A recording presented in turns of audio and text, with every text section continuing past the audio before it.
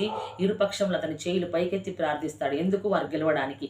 మరి దేవుడు మనకిచ్చిన ఈ వాగ్దానం పరిశుద్ధ గ్రంథంలో నిత్యం మాట్లాడుతున్నాడు. మోషే కర్ర చేయబట్టినట్టు నువ్వు వాగ్దానాన్ని చేత పట్టుకొని మోషే కొండనెక్కినట్లు నీవు నేను ప్రార్థన అనే కొండను ఎక్కి మనం ప్రార్థించినట్లయితే మన కుటుంబంలో మన బిడ్డల జీవితాలలో కలుగుతున్న ప్రతి ఒక్క సమస్య, ప్రతి ఒక్క చీకటి క్రియ, ప్రతి ఒక్క రోగ వ్యాధులన్నీ, అమాలేకు ఇలాంటి దురాత్మ క్రియలన్నీ యేసయ్య బంధించి వాటిని ఓడగొడతాడు. నిన్ను నన్ను ప్రార్థించము, చెయ్యి పైకెత్తి ప్రార్థిస్తే దేవుడు మనల్ని గెలిపిస్తాడు. అంటే ప్రార్థన కొండ ఎక్కే అనుభవం నీకు రావాలి. వాగ్దానం కర్ర చేత పట్టుకున్నట్లు వాక్యంను చేత పట్టుకొని ప్రార్థన కొండెక్కాలి. నిత్యం దేవుడు వాక్యం పట్టుకొని ప్రార్థించాలి. అలా ప్రార్థించినప్పుడే, మనము ప్రార్థించినప్పుడే, అలా కొండని ఎక్కినప్పుడే మనం ఇజ్రాయేల్ ప్రజలమైన మనల్ని దేవుడు గెలిపిస్తాడు. మనం గెలవడానికే దేవుడు పుట్టించాడు. మనల్ని గెలిపించుటకే ఆయన మనల్ని బలపరుస్తున్నాడు.